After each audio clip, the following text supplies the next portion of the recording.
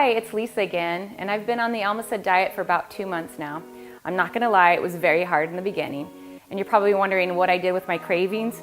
Well, in between the shakes, I would have a vegetable stock for broth, and there's different ones. I went to Trader Joe's, I found that I did not like any of theirs. And then I went to the regular stores and I noticed that vegetable broth is not as tasty as the vegetable stock. So that's what I chose. I mean, everybody has their own tastes, you know, hopefully you can find the right one. And that really helped me. I like sipping on the broth in between the shakes.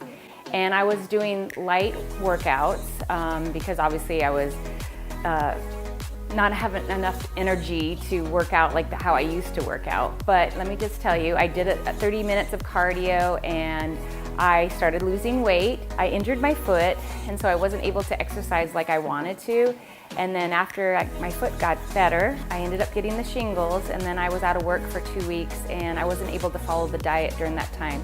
But now I'm back and I'm healthy. I'm down to 1 shake a day.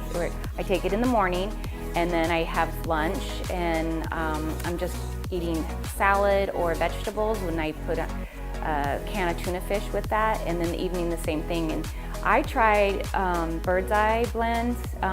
They actually have a lot of lentils and beans with it, and that's what I find is very healthy for me, and I have enough energy to keep going, and my exercises have been going great.